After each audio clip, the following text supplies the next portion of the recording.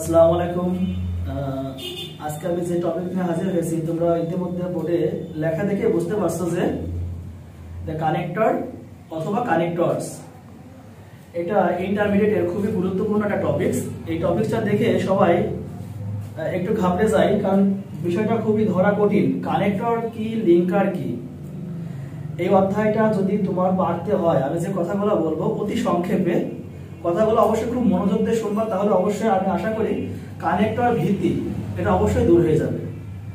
আর তোমরা অবশ্যই ইতিমধ্যে আগে কিছু কনজাংশন, অব্যয় সম্পর্কে আগের ক্লাসে ধারণা নিয়ে আসছো। আজকে অবশ্যই কিছু কথা বলবো যেগুলো বলতে শুনলে ইনশাআল্লাহ সিলেবাসের যে কানেক্টর অধ্যায়টা আছে, আমার মনে হয় এটা কমপ্লিট করা সম্ভব হবে।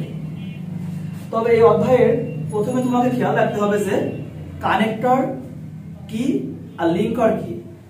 কানেক্টরও যুক্ত করে, লিঙ্কারও যুক্ত করে। এখন তোমরা মনে রাখবা যে কানেক্টর যে কোনো জায়গায় বসতে পারে। এটা কোনো বাক্যকে যুক্ত না করে দুটা ওয়ার্ডকে যুক্ত করতে পারে, সেন্টেন্সের শুরুতে বসতে পারে, মাঝেও বসতে পারে। তবে মনে রাখবা কানেক্টর বেশিরভাগ ক্ষেত্রে সেন্টেন্সের শুরুতে বসে।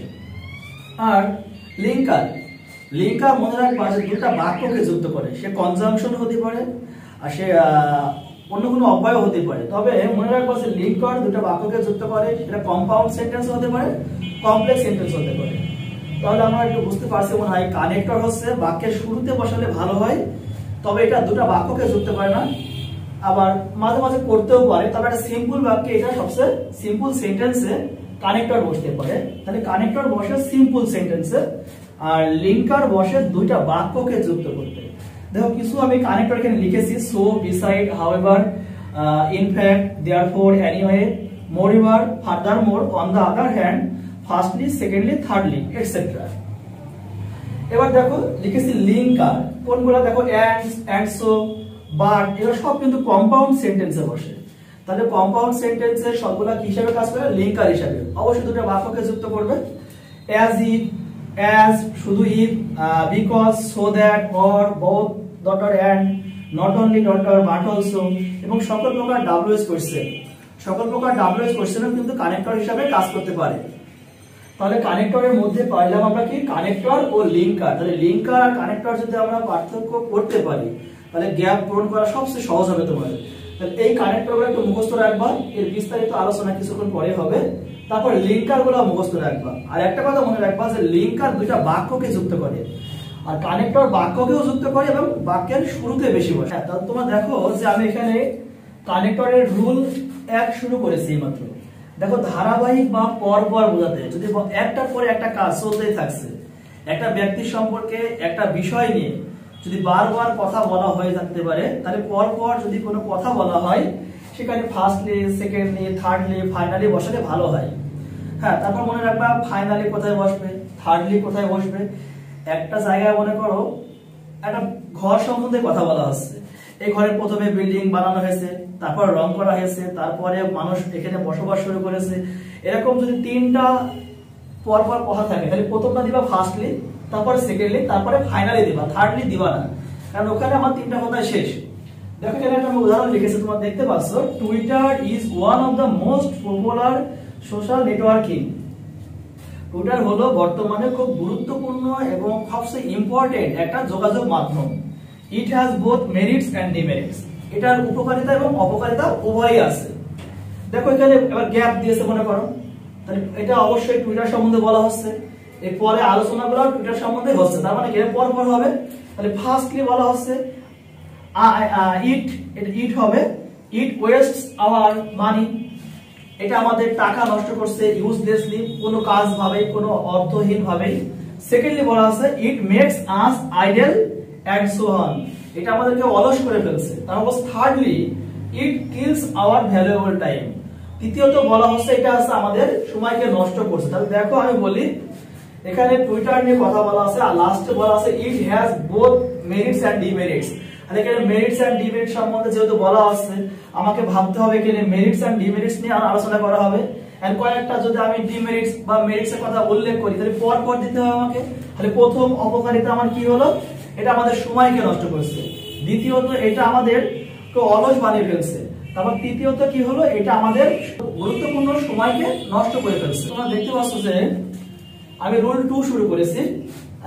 পরবর্তী না পূর্ববর্তী মানে কি আগের, পূর্ববর্তী মানে আগের কাজের ফলাফল। আগে কোন একটা কাজ করেছো তুমি, সেই কাজের ফলাফল অথবা করণীয় বোঝাতে সেখানে সো বসে। আবারও বলি, একটা কাজ তুমি করেছো, তার ফলাফলটা কেমন হবে।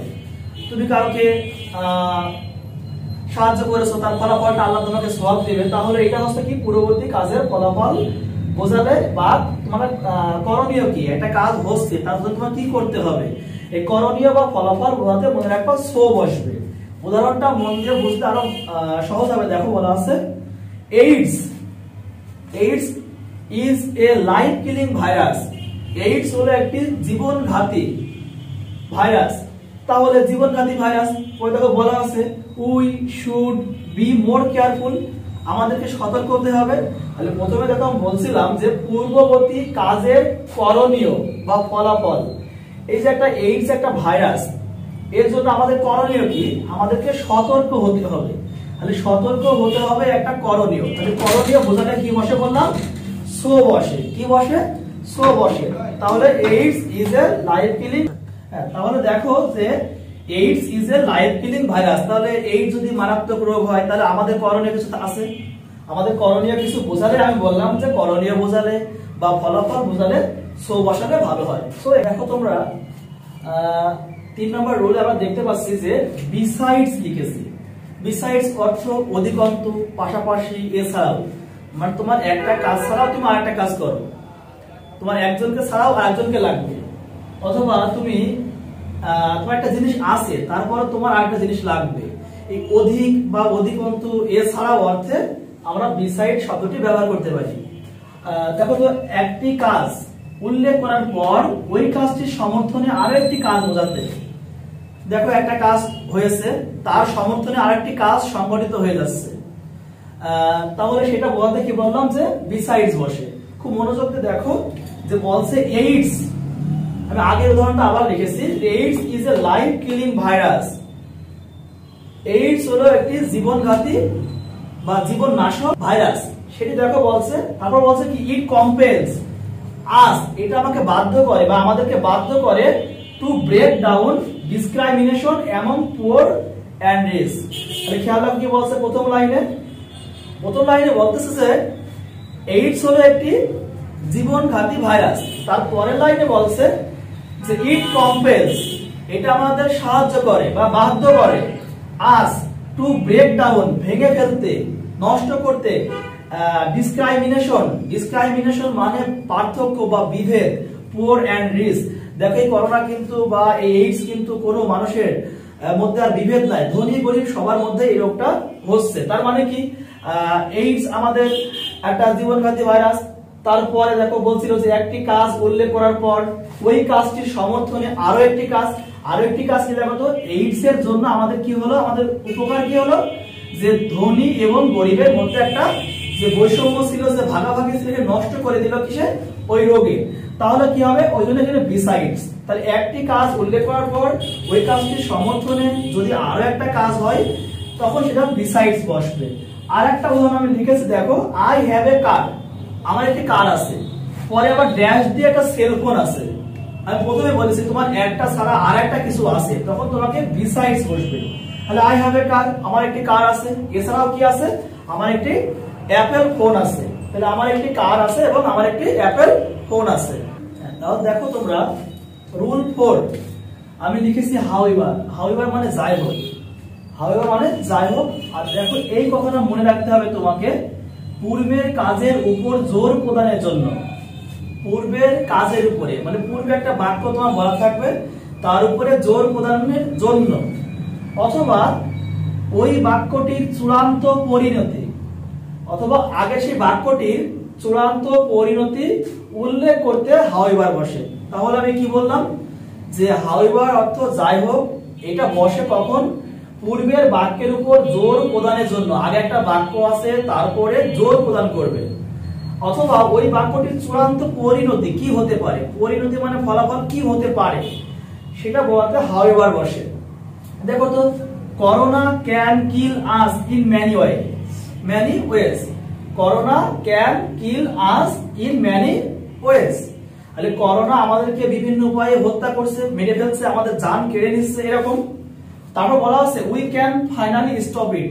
দেখো তো পরিণতি কি হলো, সে আমাদের প্রাণ কেড়ে নিচ্ছিল করোনা, অবশেষে আমরা কি করতে পারলাম যে we can finally stop it, এটাকে আমরা থামিয়ে দিতে পারলাম, মানে করোনাকে আমরা দমন করতে পারলাম। তাহলে দেখো তো একটা বাক্য ছিল, সেই বাক্যর পরিণতি কি হলো, যেটাকে আমরা ধ্বংস করে দিলাম। তাহলে পরিণতি বোঝাতে আমাদের কি বসবে, হাউএভার বা যাই হোক। আমি আরেকবার বলি, দেখো corona can kill us in many ways, corona আমাদেরকে জীবন কেড়ে নিচ্ছে, তারপরও আমরা কি এটাকে থামাতে পেরেছি, তার মানে কি পরিণতি আমরা শেষ করতে পেরেছি। পরিণতি মানে শেষ বা ফলাফল।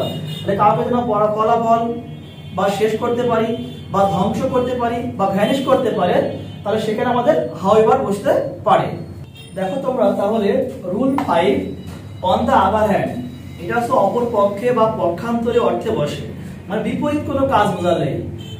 আমি তোমাকে ভালোবাসি কিন্তু সে আমাকে ঘৃণা করে, অর্থাৎ আমি তাকে ভালোবাসি সে আমাকে ঘৃণা করে। ভালোবাসা একটা বাক্য, ঘৃণা করা আর একটা বাক্য, এরকম অপোজিট বাক্য বোঝাতে অবশ্যই মনে রাখবা যে অন দা আদার হ্যান্ড বসে।